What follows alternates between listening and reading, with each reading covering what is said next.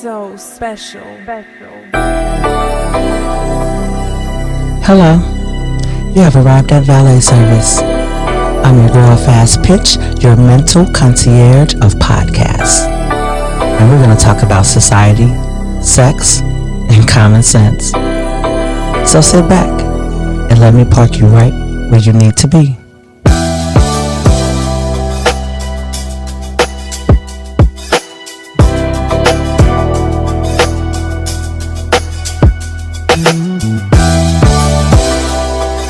What's up, everybody? It's your girl, Fast Pitch, and you are tuned in to another episode of Valet Service here on the Next Hot Single Radio. Now, as promised and as I've been promoting today, we have the pleasure of having the official Grandmaster Jay in studios this evening. The last time that we spoke was pre-Louisville formation. There's so much that has transpired and happened since then. And because we had a few technical difficulties the first time, because he is the most interrupted person on social media, I believe, at this point, he was gracious enough to come down and, set the record straight on some things and give his perspective on some things about how the NFAC is being viewed in media and black media, the influence that he's having globally, and just your thoughts on the black militia, period. So without further ado, I am going to turn the show over to Grandmaster Jay. Shalom, sir. Shalom, my sister. How are you? I'm doing wonderful. How are you? I'm still black. That's right. And won't wash off, and that's a good thing. That's a great thing. Let me get my mic right here. First of all, I'm glad to be back here. I'm glad that we could sit down again and have another dialogue. Because I know that the audience is global. Yep. It's not just folks in your neck of the woods. It's not just folks in the United States. There are folks around the world that have joined in with the movement. I call it a movement because movement consists of action. Movement is not just singing and holding hands and saying that everything's going to be okay. No, a movement goes from one place to another, and when we're done, it should look differently. So we have moved everything on the chessboard, and it looks like the consensus is that melanated people around the world, no matter what type of oppression, depression, or systematic racism they're facing, we're tired. And now we're tired of talking about it. We're ready to be about it, and that's one of the reasons why the NFAC and the entire pro-black Pan-African movement and all of the other movements that have come into alignment have all agreed that we're on one accord. And that's what you're seeing. So I'm glad to be here to talk to you, talk to your audience. We're on the other side of Louisville. Mm-hmm. We're on the countdown clock. I know. We are we're watching and waiting. There are things happening that we can talk about a little later, but I'm still in your area because Louisville needs to stay close to us. And that's across the river. Across the river. And the NFAC is, we want to make sure that we can get to them real quick. That's right. Justice for Breonna Taylor. Keep your eyes on Bree. All eyes on Bree. All eyes on Bree. So that's the phrase that you clone. So for those of you who don't know, a lot of people do know, I actually was able to make it to the formation in Louisville. And I had to, my person, I got to see for myself, right? So I'm listening, I'm on the morning mentals, I'm listening. I'm like, okay. But let me see for myself, really. So I go down to Louisville. And the first feeling that came over me was, I don't know if it was pride or if it was security first. Maybe they came together. It was one of the most proud moments that I've had as a black woman in almost my 50 years on this earth. And I can say that because I was there. It's not something I read in a book. It's not something somebody told me or that I saw live streamed. I was there. And so I think that a lot of the really impactful moments were happening on the sidelines. The black Vietnam veterans that were there just playing the back, just making sure everything was everything, dropping knowledge to the young people that wanted to listen and that were yearning for the knowledge. The elderly woman that I saw, She was in her 80s, almost 90 years old, and her family said that she insisted on being brought out because she had never witnessed anything like that in her life. And I saw a tear drop down that woman's face. I was standing right there. So, You know, let me Impactful. piggyback on you because I saw some of those incidents too. There was a 90-year-old man who was on oxygen, who insisted that his son bring him oxygen bottle and all down there to witness this. He said he wanted to see this before he left this earth, that he would rest comfortably in glory, knowing that he did not leave behind a group of people that wouldn't fight back. Yep. There were other folks that came down. It was real funny to me because a lot of times the kids were the ones who came down to see me, but their parents were more, like, okay, good, you led me to him, move out the way. Yeah, I just want to come let you know. And I think that what's happened is there's been an awakening across the spectrum of our people. It has nothing to do with me. It has nothing to do with the NFAC. It has to do with the soul of what I call the black community. And when I say the black community, I don't just mean the particular group that you see in your lane. I mean all of us that are connected through the melanin, that feel within our spirit when the timing is right, when something is happening with us. And it's like a vibe that if you feel it, you know what I'm talking about. If you don't feel it, well, we got to question your lack of melanin. But at the end of the day, all of the melanin folks felt that, and that's what they needed to see, because they could not believe that there couldn't be those of us who wouldn't get vocal anymore beyond talking, that there still had to be a remnant of the warrior spirit within our race. And they wanted to see that before they left. And their children who've heard these old stories, most folks need to understand something. Let me say this on your show. Okay. Listen, you all can sit around and be judgmental and have opinions. That's your right. That's what this country's made on. But what you cannot do is you cannot point to a frame of reference of anyone that has undertaken this type of venture in the last 60 years. We're talking back in the civil rights movement. We're talking back when you had the Black Panthers and you had the Deacons of Defense and you had all these different groups. Well, a lot of young kids today hear those stories. Yes, we hear the stories. Yes, we do Black History Month. Yes, we do Kwanzaa. Yes, yes, yes, they teach us this. Yes, they're always telling us about the great things. But we still see the poison that's left over from that era. Where is the vaccine for this era? When do we see our Stokely? Where is our Malcolm? Who's going to step to this animal? And now they're seeing it. And it's like for a lot of them, it clicks now. They understand that you had to be there. Yeah. You had to be in the moment. This is a great time to be alive. If you're alive right now, and that's why a lot of folks who lived through the 60s are like, seen this before. Know how this go. Yeah. And a lot of young cats are like, I ain't never seen nothing like this, and I'm going to say this, then I'm going to take my seat and yield the rest of my time. There's never been anything like this. They tried to compare it to things that happened prior, and it eclipsed it. There has never been this large a mobilization of black people planet-wide on one accord for the people, by the people, ever. And they've admitted to that. So because you've never seen it before, because they've never seen it before, a lot of people don't know how to respond. Some people are suspicious. Some people are downright hateful. Some people are downright afraid. Then you've got some people who are consumed with jealousy, envy, all these negative emotions that we've been socialized to do to ourselves, to hate on each other. So, but the truth is, you've never seen this before. So you just can't jump behind it. I understand that, but we have a saying, we going one way or the other. We going with you or without you, but you might as well come on and go with us because we going. Right. I think and maybe I shouldn't be disheartened or I shouldn't even be surprised about it, is because like you said, we've never seen anything like this before.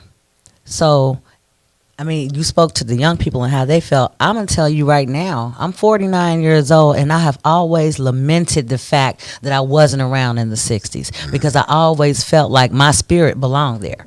I always felt like I missed my opportunity to really make that mark. And so when my brother Malachi Luciano, shout out to him, told me, I was doing a podcast, and he kept on saying, you need to check out Grandmaster Jay. What you saying is what Grandmaster Jay is saying. You need to check out NFAC. And I'm like, okay, we were on live. And I'm like, okay, I'm going to go check it out. And I went on live and checked it out. And since then, I said, I see what you're saying, and now I don't feel left behind. I don't feel like my time has passed. I feel like that this is the time to not only make change, make long-lasting and impactful change. Not saying that the strides that were gained through the 60s and up until now weren't long-lasting and impactful, but we keep having to fight those same battles. So something, you see what I'm saying? Something is amiss. We keep having to fight the exact same battles. So I feel like in a way that the problem should be a little different if you want to measure success. That's just my own opinion about it. What do you think about it? Let me counter that. Okay. First of all, the definition of insanity is doing the same thing over and over again and expecting a different result.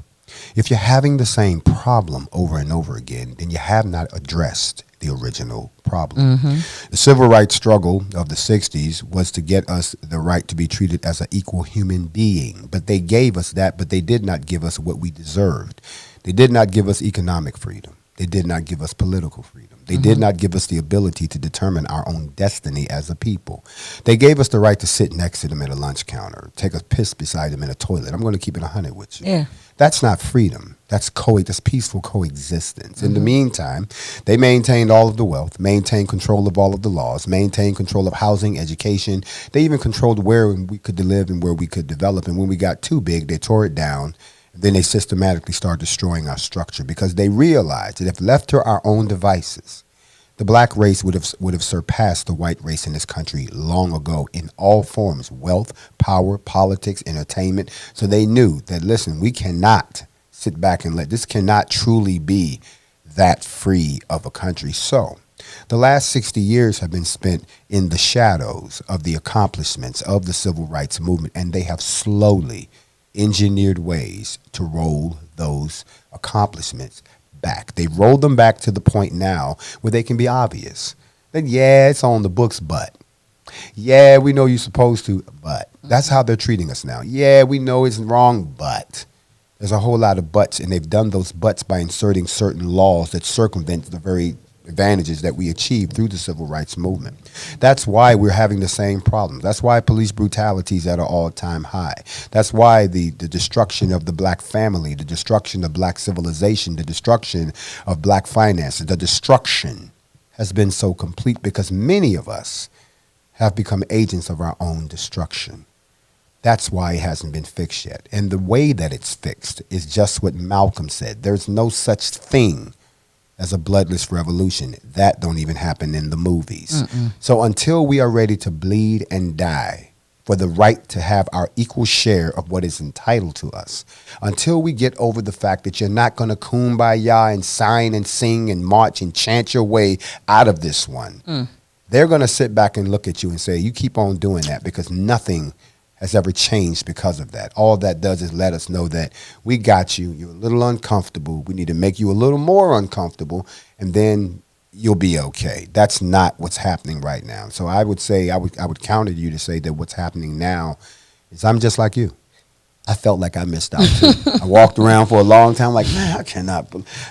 Here's our famous line, man, that could never happen to me. Boy, that's what we would always say, right? Say it. Well, here's my response to that. For all of you people who say, if I was alive then, I would have done all of this, you're doing right now what you would have done then. Okay, so stop it. Everybody ain't on the front line. Everybody ain't built for the battle. And we found out a lot of people want to join, but the heat and the weather and the being out there, plus the fear. I'm serious. I'm a big fan. And I'm going to be famous with you all. I'm going to be honest. There are a lot of people who say that, yeah, I'm down for this. I'll sacrifice. But when they really think about it, and I've had people be honest, say, bro, I started thinking. I thought about my family. My life flashed in front of my eyes. I got scared. And I said, you know what? These brothers are really walking into death. Right. I'm not built like that. But that's real. But I'll support from a distance. That's real, though. I'll bake cookies and I'll make a flag and I'll pom-pom with you. And, we cool with that. You don't play with the pom-poms, though, just because they said. I'm not going to go there. The bottom line of the point I'm making, no, come on, seriously. The point I'm making is that it's not as easy said than done. The sentiment is there, But for a lot of people, they're finding out the opportunity has presented itself again. Mm-hmm. So what are you going to do this time? Mm-hmm. We got much more to gain. Yep. We're better equipped. We're much more educated. We are. And on top of that, we know a lot more about the enemy. A lot more. We're a lot more enemy savvy, I will say that. I think what surprises me about some of the responses that I hear in the conversations that I have with people are, I don't see how you went out there with all them people and them guns, because, I mean, anything could happen. You could have got killed or anything. Anything could happen. I'm like, but black people are being killed all the time anyway. So Stop. you're more afraid. This is what I'm thinking. This is what I'm getting. People are more comfortable with people going around illegally armed, doing whatever, than they are with black people legally armed, standing up for what's right, standing up for justice for black people. Well, first of all, let's go ahead and let's unpack that real quick. Okay. In this book, Brainwashed, The Myth of Black Inferiority, Tom Burrell does an interesting job of illustrating how a lot of the mindsets that we carry today, those of us who are black, that those actually go back to practices that were systematically ingrained into our psyche for centuries of enslavement. I'll give you an example. People say, well, why do blacks kill blacks? Blacks need to stop, like other races don't kill each other. But let us take an examination of why we do. And they broke it down into 4 categories. There's young people killing people. There's family members killing each other. There's community crime whatsoever. And then, of course, there's what we call just random crime within the community. He traced each one of those back to a particular aspect of slavery. Young people were taught to devalue themselves as slaves. So therefore, their lack of a sense of pride led to a sense of self-hatred, which leads to what we call pride killing. You stepped on my shoe, how dare you? So they kill each other. Okay. The other one was what we call black on black crime, where you have disrespect, where you have a devaluing of life because, watch this, it's easier to attack each other than it was to attack the master. It's easier to attack somebody that cannot have any retribution against you than someone like the master who held your destiny in their hands. That's why we can fight and scrap in the streets until whoop, whoop, we hear the police pull up and everybody suddenly snap up and moves, the cops, right? And then the last one that I thought was most interesting was the family murders, where you have folks who kill each other in their families or girlfriends or boyfriends, whatever the hell it is. Again, it is because we are taught to devalue the family structure and roles are reversed. And again, pride killings. And it's easier to attack someone right next to you who's in the same boat as you because you don't see a way out than it is to get together to attack the master. The master is still, no matter what you call it, society now. The master is the police. The master is the boss at your job. The master is your sinister coworker that got some dirt on you. The master. You'd rather not attack them. So we see that manifested today. And as far as all those people say, you're going to get us all killed. Right. We're going to die anyway. And I would rather die for my people than to waste my life being alive as a coward. Listen. Scared man can never win. So there's nothing wrong with, having fear, but you still have to act. You can't be paralyzed in the fear. You can't, like the one conversation that I had with a gentleman, one of those you're gonna get killed gentlemen, is I'm saying, okay, so if we're out here and people have been marching and praying and singing and crying and dying forever, and then here's someone with a different approach to getting a remedy to the situation and getting justice for the situation, are you saying that you would rather continue to call the police, which is in support of the police, and then complain about police brutality versus trying to see what's up with another solution? And maybe this is not your solution. Everybody, like you said, is not built. Everybody is not cut. And if you're not, then you're not. But, you have to, this show is usually about society, sex, and common sense. Not the sex part tonight, but certainly the society and common sense part. Where's the common sense in that? I don't understand. Malcolm addressed that also. He said that if sense was common, we'd all have it. We'd all have it. There's no such thing as common sense. There is what we call situational awareness. There's cultural esteem. There's racial esteem. Right now, the sense that we need to understand that we are suffering from low racial esteem escapes us. Most of us have become individuals. We care nothing about our kind. We only care about ourselves and the folks in our immediate vicinity. That is something that has been destroyed within the black community. You remember back in the day when there was a time when if one of us did it, we all did it. If you had a new dance, we all learned a new dance. If you was wearing some new kicks, we all had to have new kicks. And if somebody got you wrong, they got us all wrong. Even most people don't know this, but we were more united when we came out of slavery than we are today because all we had was each other. Nowadays, we think all we got is us. We don't have each other. And I think that, when you look at these folks that are scared, folks that are comfortable in their captivity. Remember, everybody wasn't happy that slavery ended. That was, where's we going? We've got a good house here. What do you mean you're upsetting the boat? Right. Well, you're not down in the fields with us. You're not getting raped and robbed and pillaged. You're not being sold like property. That's not happening to you because you live up there with the master. So, of course, there's going to be a demographic that's going to be afraid. There's going to be a demographic that's going to be apprehensive. But most importantly, there's also a mass part of the demographic that doesn't want to do anything in the absence of a solution, which I agree. Why would you go out and start all of this trouble unless you have some type of a plan that is going to lead us as a people out of this situation? I hate to use this example, but when Moses was trying to free the people in Egypt, I'm pretty sure that when he showed up talking about free my people, the Pharaoh didn't go, you got a plan? Can I see the plan first? Right. No, he just told them, hell no, I'm not letting nobody go and don't come back with this. And Moses had to go back and talk to God and say, look, man, is there a plan? I didn't ask you about, I just told you to go get them. I'll worry about the plan when we get out because even he knew what we're talking about right now. All of y'all will not be able to go to where I'm taking you. I'm going to take you out of bondage, but I'm going to put you in a place where I can find out who's worthy to go to where we're going. This whole process that's starting around the world is pretty much there. Everybody raise up, but everybody who's raising up is not moving out. And that's not a put down on anybody. You just do some, like you said, do some sensual, critical thinking of who goes and who doesn't, who stays, who's comfortable here, who would like to stay. You're more than welcome. But me and mine and the rest of us, it is time for us to have the ability to say what everyone else says. If something happens to a Chinaman, China gets upset. If something happens to a Frenchman, the France gets upset. Something happens to the Swiss, Switzerland gets upset. Something happens to a black American, nobody gets upset because there's nobody to speak up for us. And most folks don't realize that black is a color. You're black. Black is not a country.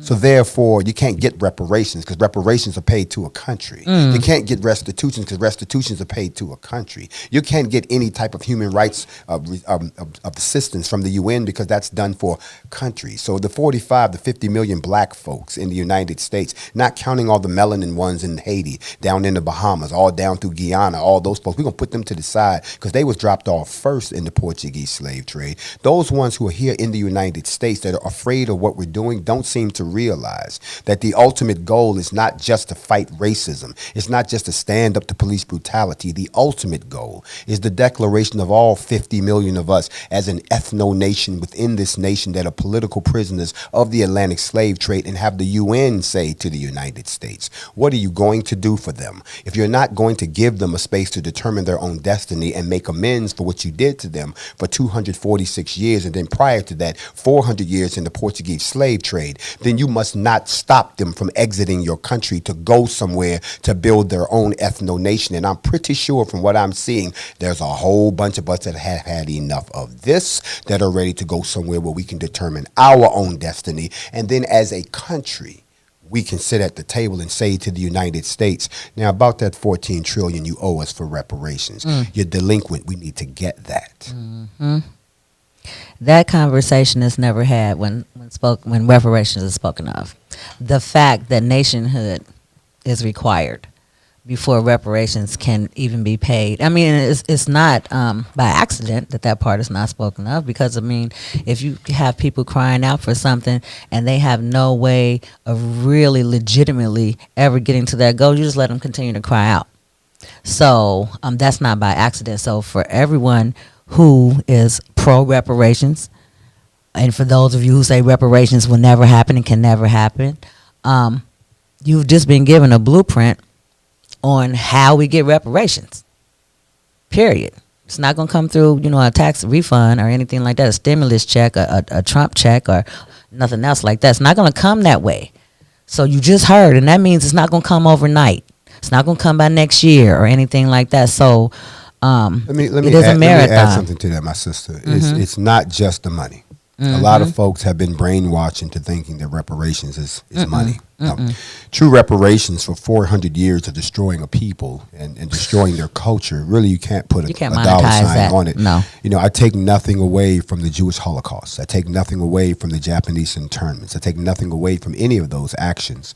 I think that the damage that was done to us as a people is so deep and so egregious that not only would it take a process of time, but it would also take different forms of assistance. I mean, yes, the monetary reparations should be paid, but there should also be restitution paid on a yearly basis by the United States to whatever nation is created. And then on top of that, there are certain grants and programs within the United Nations for nation building for beginning countries.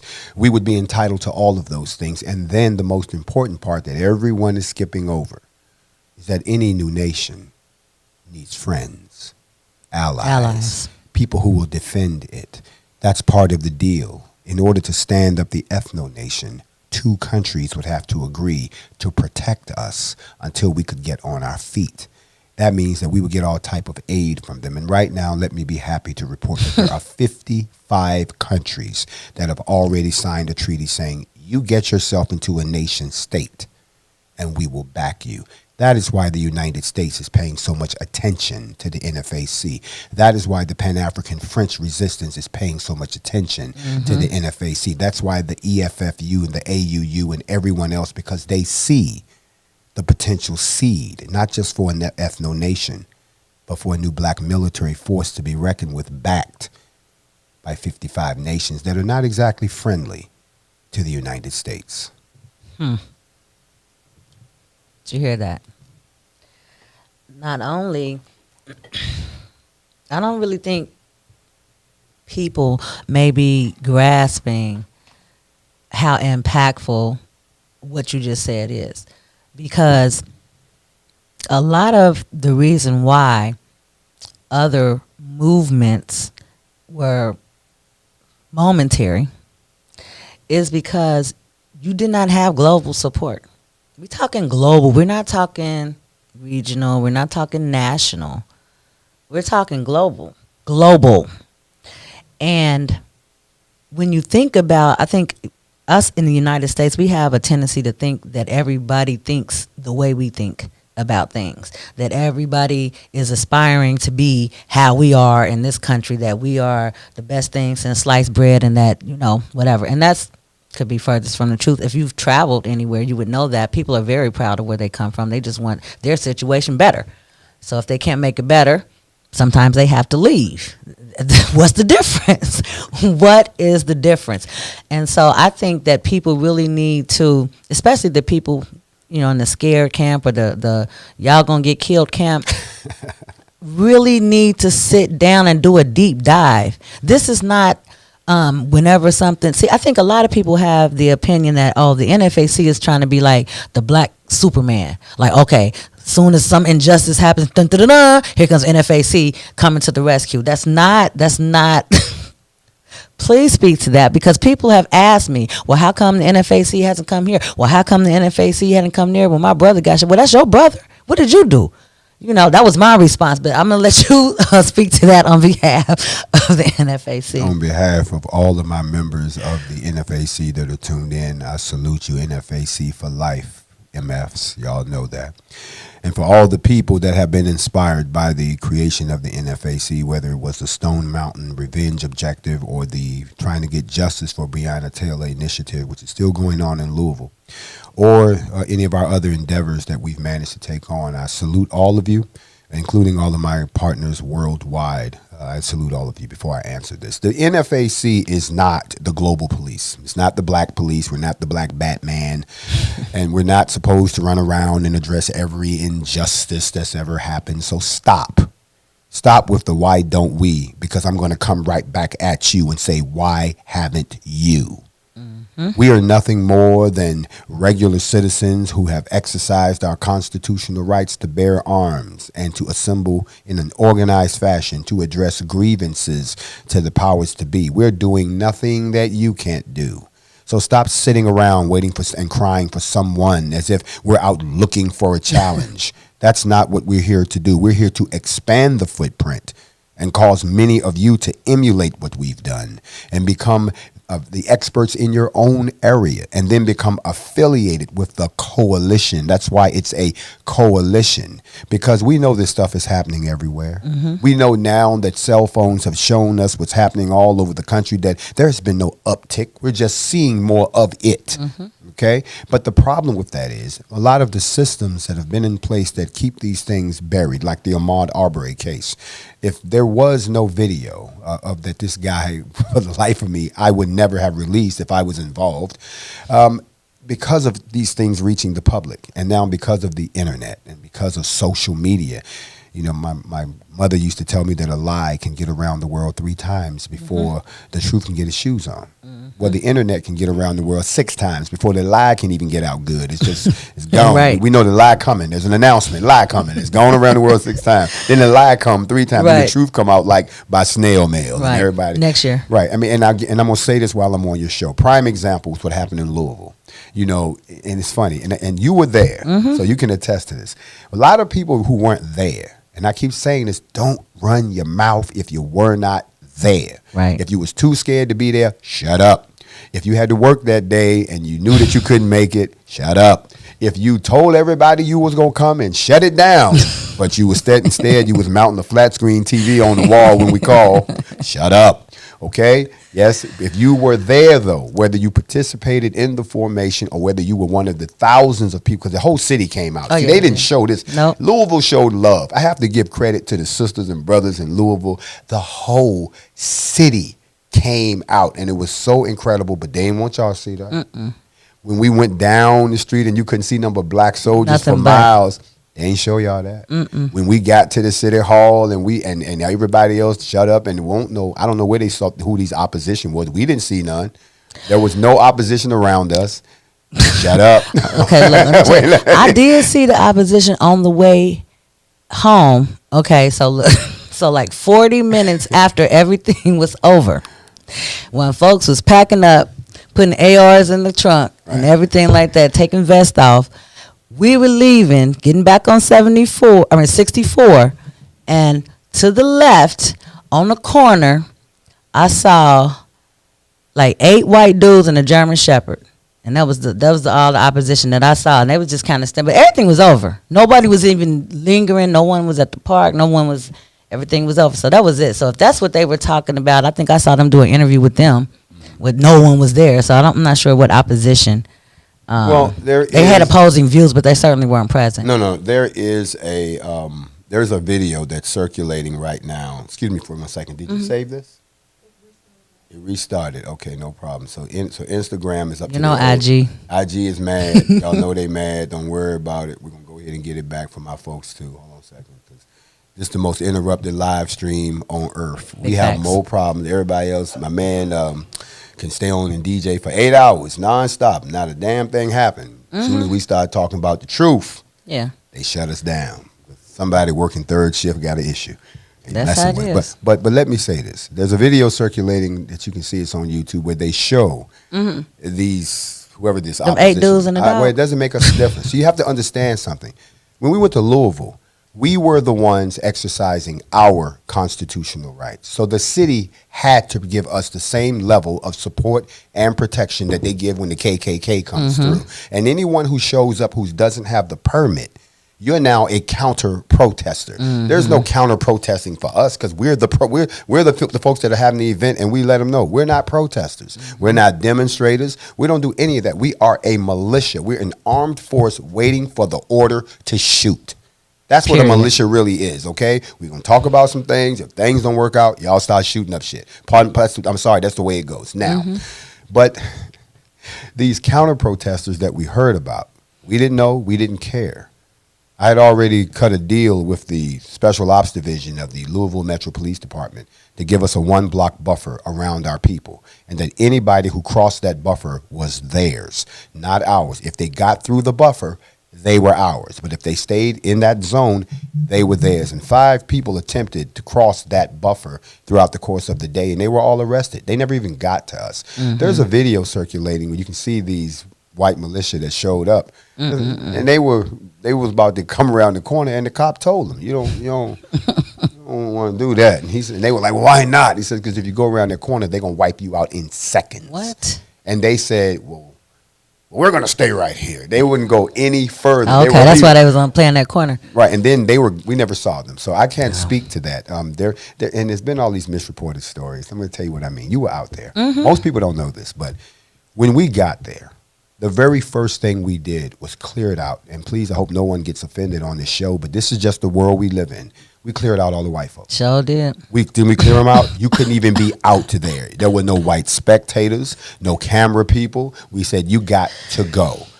So the only place that there was some white folks was in the chopper, way up in the air. And they were way up there because we were looking up at them. So the ones that managed to come back, they were sitting way across the street. It was a perimeter. They could not even get close to us. Exactly. The second part was, and that's when we started our safety inspections. And the safety inspections were going well until it was hot. It was 94. Was it not hot? It was very hot. And with all the gear on and us standing there and all of those people, we're lucky that just one person passed out. That's true. And guy passed out and dropped the weapon, and the rest is history. But the media ran with that. 3 people got shot. The story got worse. First it was 3 people got shot. Then it was we got into it with somebody, and then they got shot. Then I got shot. I was in the ICU. It was crazy. Then it was, what I'm saying? Everybody was in the ICU. I'm like, for real? Come on. Whatever. But they did all of this. But that's going to be. But they did this before the march even happened. Yep. They did it before we assembled. This was early in the morning. And they never talked about all the beautiful stuff that happened the rest of that day. They didn't talk about the fact that we gave an example of community policing. Watch this. Most people didn't even realize what they saw. We had the incident with the weapon. Immediately, our medics were the very first ones on the scene. Our guys took up the security perimeter and kept everybody down. Yep. The police weren't even there yet. Then we came and worked along with them. We did our own investigation and gave them the results, and they accepted it. And nobody got arrested. The incident was done. We didn't know the media was going to go and make it into a breaking news story, but that became what they pushed. They didn't give us any coverage on Stone Mountain. Nothing happened. We made history. They didn't talk about that. They didn't give us any coverage at all when we gave the speech, and the fact that the Attorney General responded to us 25 minutes after we left the State House, because he was supposed to give me a letter that he did not give me. You see, there was some other stuff that was going on. So because you didn't give me the letter, I guess I just had to get there and tell you what I knew. Okay? And after that, he came out, we talked, everything was productive. Yeah, okay, we got you, bruh. We got you. But the point I'm making is the media reported none of that. They didn't show the unity in the street. They didn't show the families coming out. They didn't show like the folks you talk about that had to come out and see this. They didn't talk about the sense of protection. Don't you know that one of the guys from Black Lives Matter that we did not invite, they just came out there on their own. They just showed up, and we had to make them stay away from us because you're not going to associate yourself with guns. BLM ain't never bust a grape in a fruit fight. So don't try to act like we're part of what you're doing, like you suddenly got pissed off and picked up guns. No, you pick up signs and rainbows and keep it moving. Y'all been chanting no justice, no peace since 1991 with Rodney King. Okay, so no. But even then, one of them had to say, this is the first time that there's been a protest. And nobody got tear gas. Nobody got hit upside the head. And they said the reason was because, in fact, was here. So it makes a difference. I think that people who don't understand, who weren't there that day, don't realize just how great a day it was. But I'm so glad to report that Vice TV and a few other major media were out there doing a documentary on us. I was mic'd up. A lot of stuff got captured. Okay. That's why I let them tell whatever lies they want. When the documentary come out, right. they'll see it from firsthand of how this whole thing played out, including the speech and the fact that when we left, how they gave us a hero send-off. And it was great. I mean, it was a great day. I was so shocked when I heard that I was in ICU. Earlier, you spoke about it earlier as like a vaccination.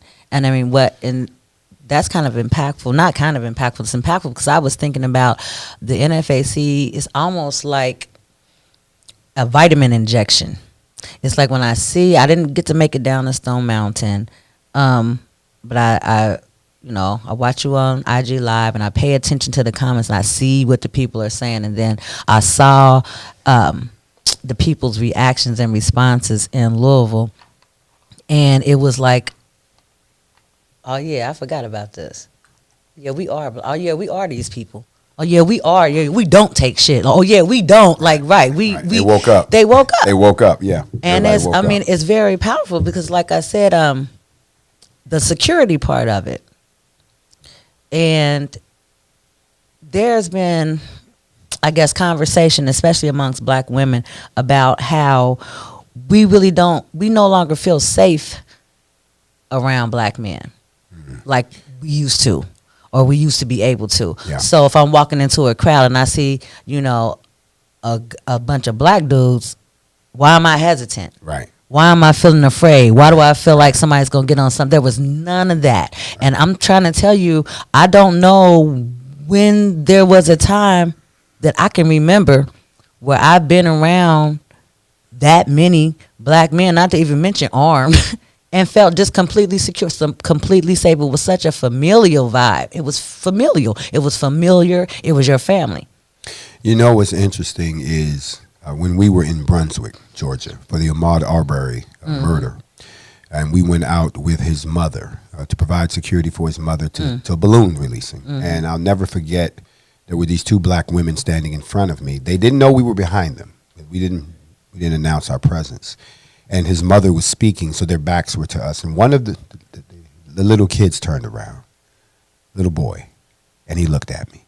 And he looked me up and down. And he pulled on his mother. And he said, "Mama, look, the Black Army." Just like that, right? And the woman turned around, and she was like, she had that initial, oh, what's going on, afraid. And then she really looked at us. And then she turned to her girlfriend and said, "I ain't never felt this safe in my life." This was the first time I heard it, and I didn't really understand, because we're not allowed to talk. We don't talk. Right. We're not there for that. So when we left there and we went to Stone Mountain, it was the same thing. There were people saying, I've never felt this safe around black men in my life.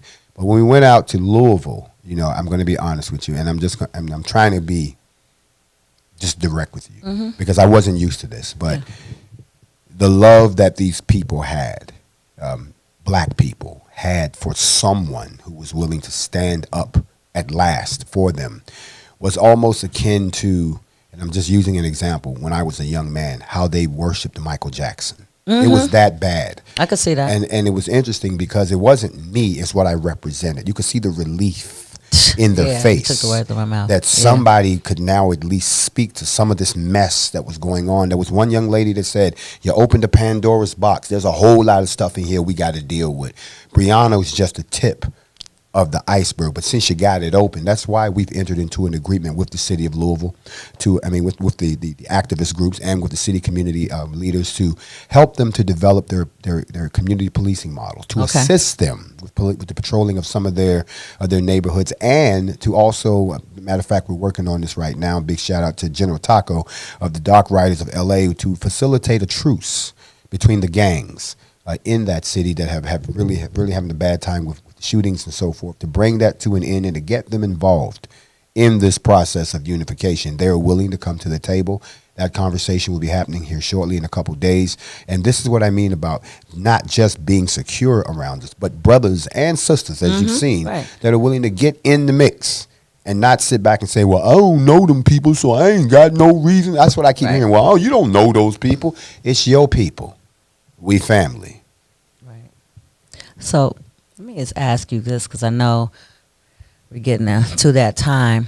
The question that people want to know here, A, are you accepting new members in the NFAC? B, how can a group that maybe is already started here, a community group, or how can interested, like-minded parties become an affiliate of NFAC here in this area? But that's the $1 million question. In the beginning, it was lottie-dottie, everybody. Want to join? Come on in. What we found out since then is we can't do that. Right. We cannot allow everybody who says they want to join because many of you cannot join because you're incapable of serving in the capacity that we need.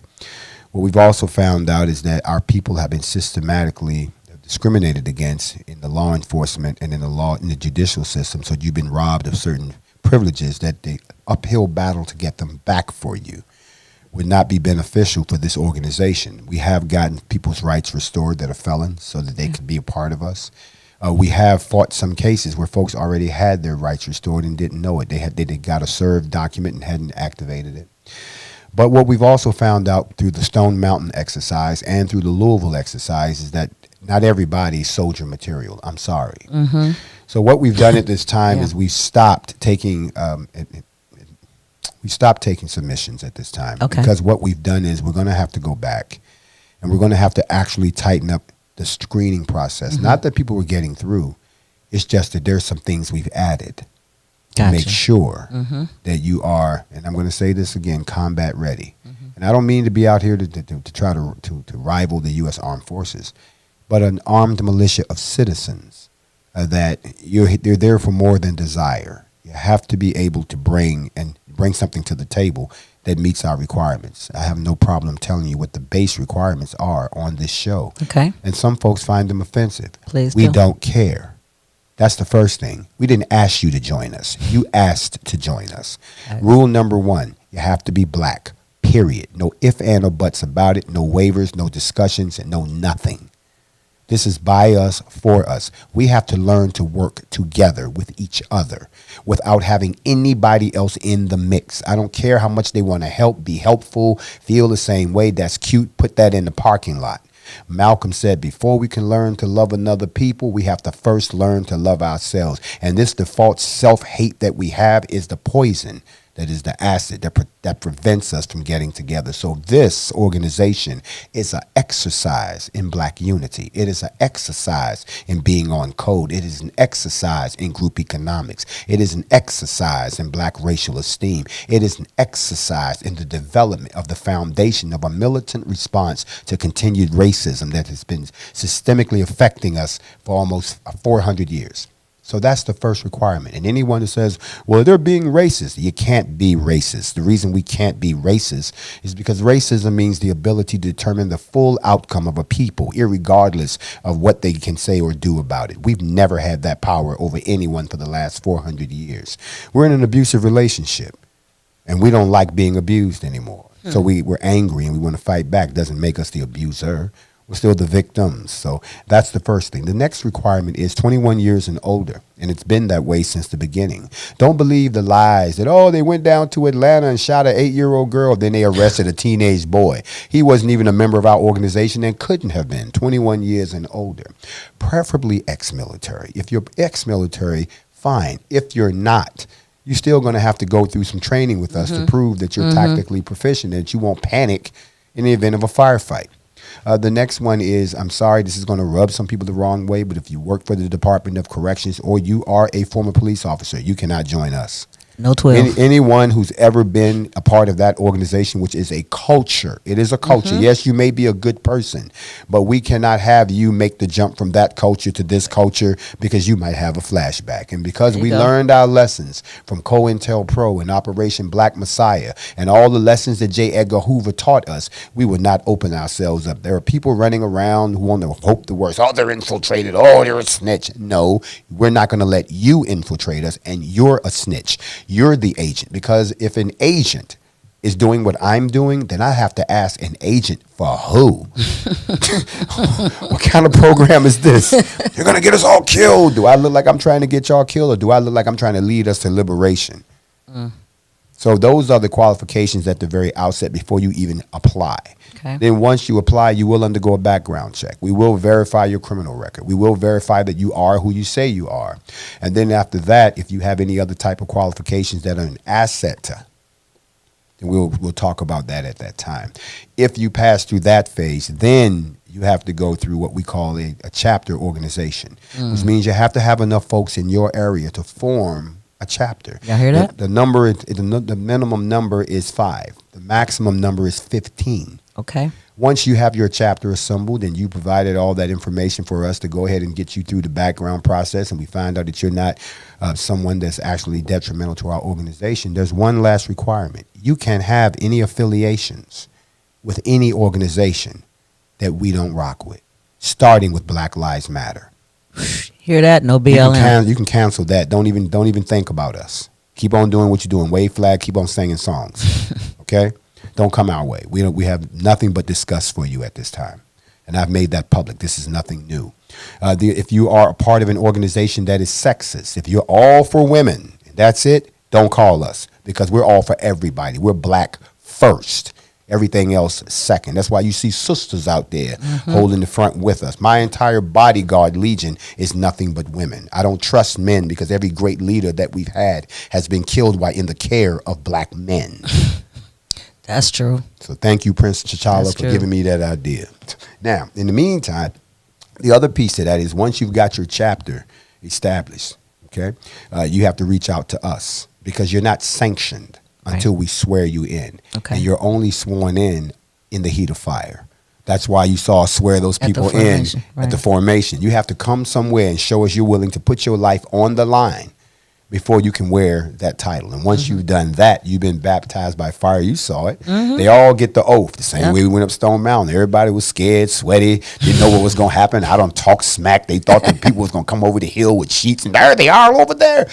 So now you can be sworn in. You've done it. Okay. Once that's happened, you are now sanctioned, and you can go back to your neighborhood and start to do the things that we impress upon as our ideals. And I keep saying that's community policing. That's in education. That's becoming a responsible fire owner. That's educating your people on rights. That's providing services for the community in case there's a situation. Policing the police is one of those, whether working with them or working against them, and most importantly, being in a position to be called up for a national mobilization like we did in Louisville. Those people came from all over the country. People like to say, oh, you're based in Atlanta. No, we are not based in Atlanta.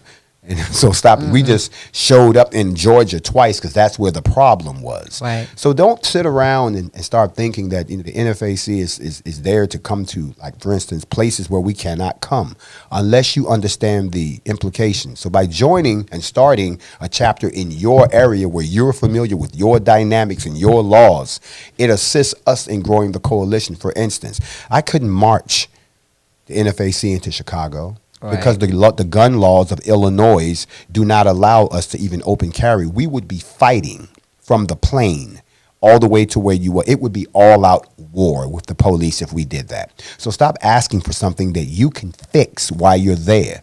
All the guns in the hood, and y'all can't stop this. All the people there in that big city, and y'all can't put nothing together. Yes, I know they can. Chi-Town can put it together and then give us a call, and we can link with them and provide assistance, but we cannot march into their town like we did in Kentucky, which is open carry, Constitution, no permit, wild, wild west.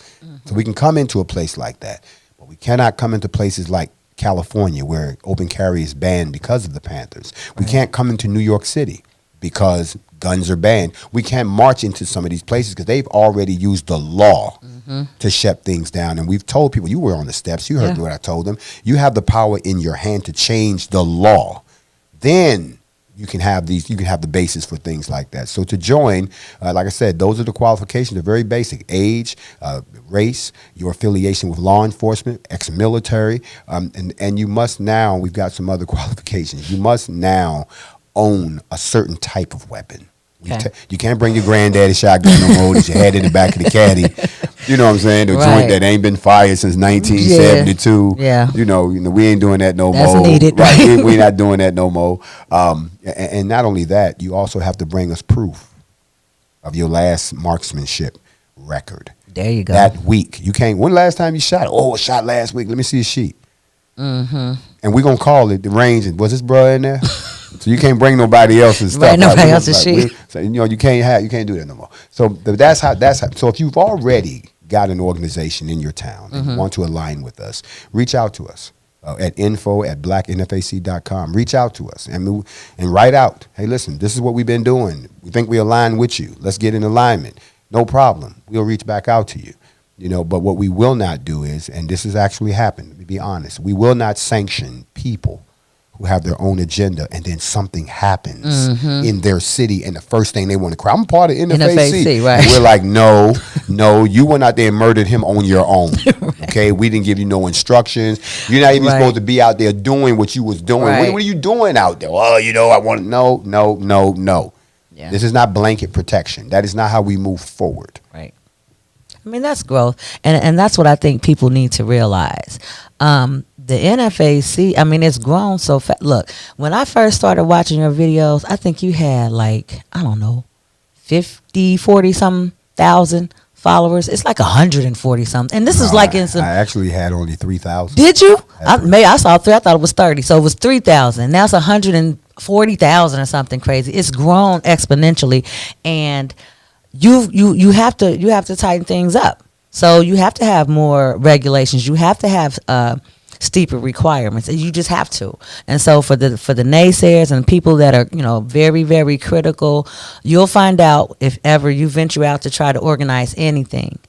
It's hard to control grown folks. You can have all of the stipulations and rules in place that you want to, and then there's always another element which comes as far as freedom to do what you want to do, freedom to say what you want to say. So it's very difficult. So I want you all to, if this is not your bag, if militia, if guns scare you, if everything scares you, if black people scares you, if you don't like wearing black, if that's not your bag, whatever it is, it's not for you. And the whole purpose of this is to let people hear from you.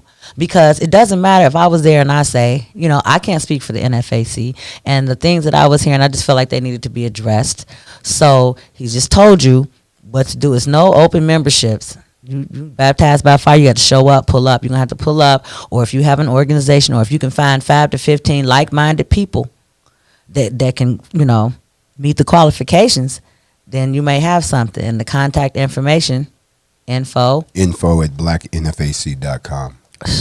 Is there a parting word that you would like to give to our global audience, TNHS? I've said this so many times, I'm going to say it one more time, is that the time that we're living in right now, we've seen before. If you haven't learned your lessons from the past, get ready to repeat them in the worst way. The NFAC is the effort to push that back. It is a chance for us to demonstrate to each other that unity is the one thing that they've always been more afraid of than our rage. If you're truly interested in the unification of our people, if you're truly ready to change things once and for all, even if you're not ready to die, don't stand in the way of someone who is. That person might be your family member, your spouse, it might be your best friend. Just because you don't feel it, don't talk other people from trying to do something, because some people cannot sleep at night knowing they've done nothing. Y'all heard it. Y'all heard it. Listen, I'm here trying to provide options, solutions to what we're all facing. So, like I said, if it's not your bag, it's not your bag. If you're a pom-pommer, it's not your bag, it's not. Before we go, I wanted to do something. That's one of the reasons that I came back on here. I know that people in this community had some questions and some concerns. I know there's some folks that are curious about joining. Yes. I did want to address a few of those questions. And this is in for the state of Ohio. Okay.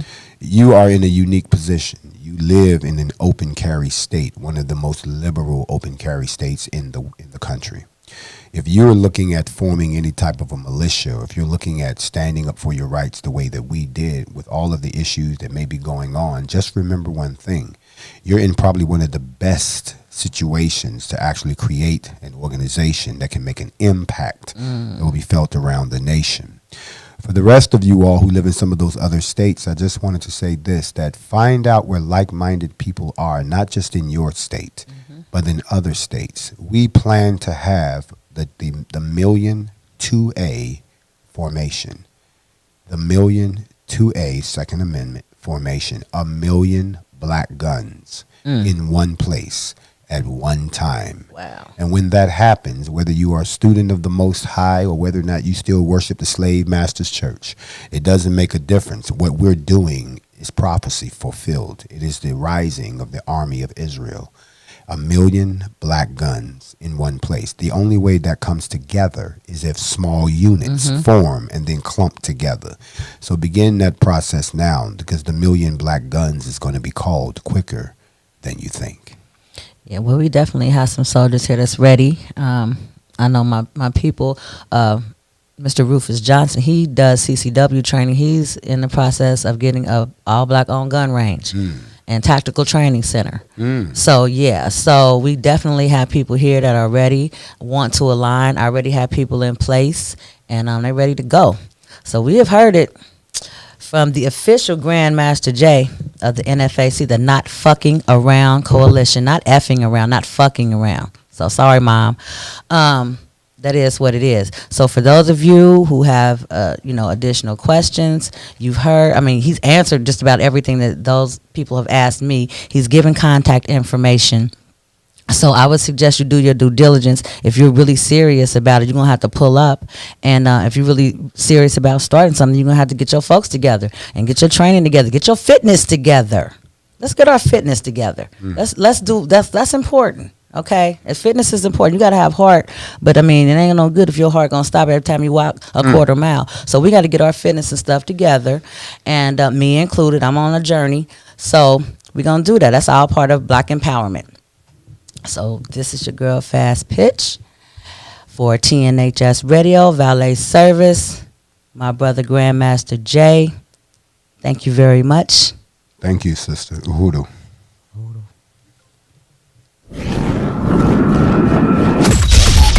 The next Hot Single Radio.